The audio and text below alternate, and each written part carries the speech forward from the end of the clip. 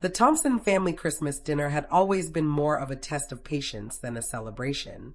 But this year felt different. This year I came ready. Pass the potatoes, useless, my brother Mark called out without even glancing my way. At 35, he still lived under our parents' roof, a grand old Victorian, offering nothing but judgment and excuses. I passed the bowl, catching the uneasy flicker in Mom's eyes. She knew what was coming. It happened every year. The annual humiliation of Sophie Thompson, the family's resident disappointment. So, Mark, Dad said with that proud sparkle reserved only for his son. How's the new business going? Mark launched into a long explanation about his latest can't-miss project, some cryptocurrency venture that, according to him, would make millions. It was his 15th failed startup in a decade, each one funded by remortgaging the very house our family had owned for generations. Of course, he added with a smug grin, some of us actually take chances instead of hiding in a shoebox apartment with a dead-end job. I thought about that so-called shoebox apartment, a penthouse in the city's most prestigious building, and that dead-end job, where I happened to be CEO of Phoenix Investment Group, one of the largest private equity firms in the country. Not that they knew that. To them, I was still the struggling junior analyst who couldn't even help pay the family bills. Speaking of the mortgage, Mom began carefully. The bank called again. Don't worry about it, Mark waved her off. My crypto's about to explode. We'll have the whole place paid off in no time. Like your NFT empire last year? I asked before I could stop myself. Or that food truck fiasco the year before? At least I'm doing something, Mark shot back. What have you done, huh?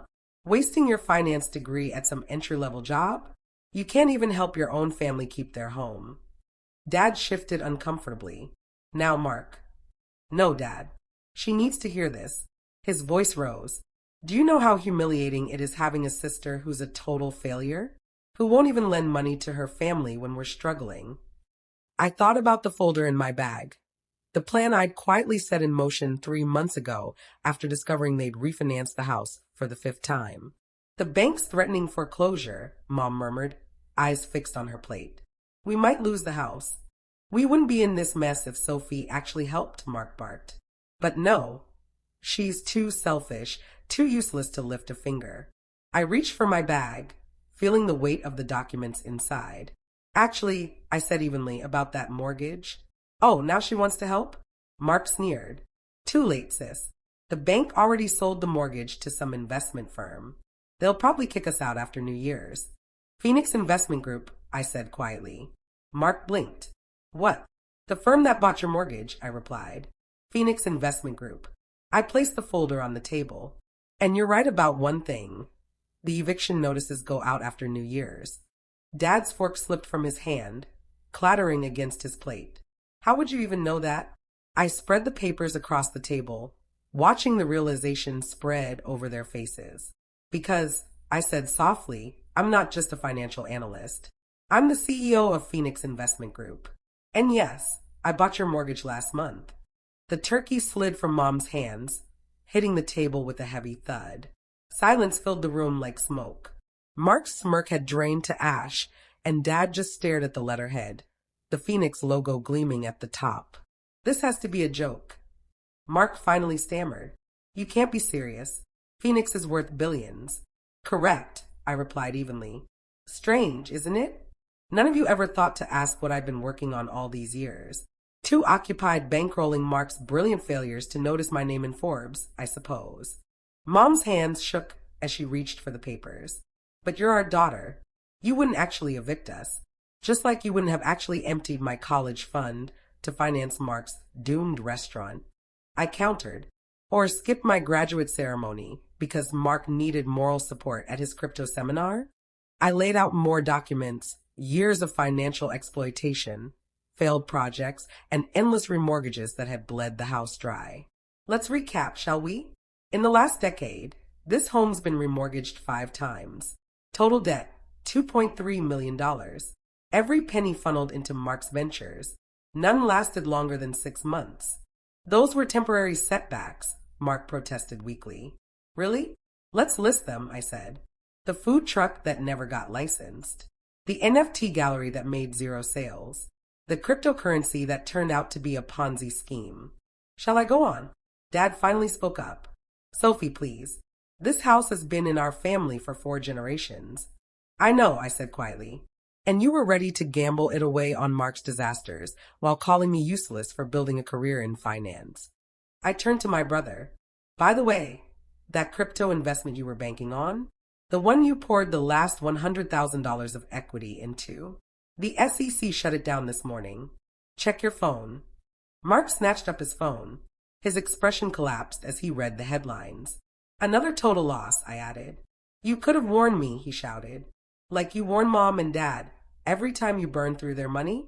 Besides, warning you would have been insider trading. Unlike you, I actually know financial law. I stood, smoothing my jacket, Armani, though none of them noticed. The eviction notice gives you 30 days. I suggest you start packing. Wait. Mom's voice broke as tears spilled over. We can fix this. We're family. Family. I laughed, but it came out hollow. Was it family when you mortgaged my education behind my back? When you told relatives I was a disappointment for refusing to fund Mark's fantasies? When you spent years treating me like trash because I chose stability over scams? Mark shot up, knocking over his chair. You vindictive bit. Careful, I cut in. Your future landlord might not like that language. Oh wait, I pulled out another sheet. I also bought the apartment building you were planning to move into. No vacancies available for you either. You can't do this, Dad pleaded. Where are we supposed to go? I took out one last folder. I've prepared 3 options. Let's review them, just like you always reviewed my life choices. The first document slid across the table. Option 1, full eviction. You take only what you can carry. I'll renovate the property into a shelter for victims of financial abuse. Fitting, don't you think? Mom's tears froze as realization dawned. She was finally seeing me, truly seeing me, for the first time in years. Option 2, I continued, laying down another page. You can stay, but under conditions. Mark moves out immediately. He gets a real job, entry level at one of my subsidiaries. No more startups, no more mortgages. He'll start from the bottom, same as I did. Mark opened his mouth, but Dad's glare silenced him. And option 3, I said, placing the final paper like a verdict. You sign the house entirely over to me. I clear all debts. You stay as tenants, paying fair market rent. Each payment builds equity you can leave to Mark, since you're so worried about his future. One missed payment, one more doom plan, and you're out. You've really thought this through, haven't you? Dad's voice dropped to a low murmur. I learned from the best, I replied. Weren't you the one who always said, plan ahead? As they signed away what was left of our family legacy to fund Mark's next big dream, I glanced at my watch, a discreet Patek Philippe worth more than their remaining equity. You have until New Year's Eve to make your choice, I said evenly. Choose carefully. Mark suddenly lunged across the table, snatching for the documents. You can't do this to me. This is my house too. Security, I called out calmly. 2 suited men appeared from the hallway. I'd arranged for them to wait outside, anticipating my brother's reaction. Please escort Mr. Thompson out, I instructed.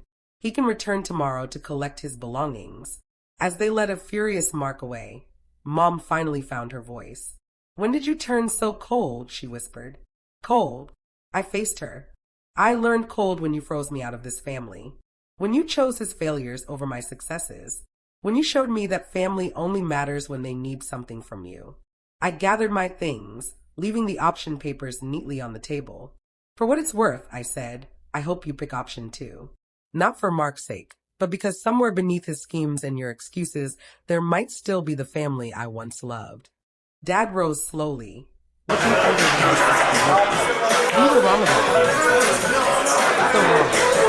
Yes, you were. The useless daughter built an empire, while the golden son built castles in the air. Life's funny like that.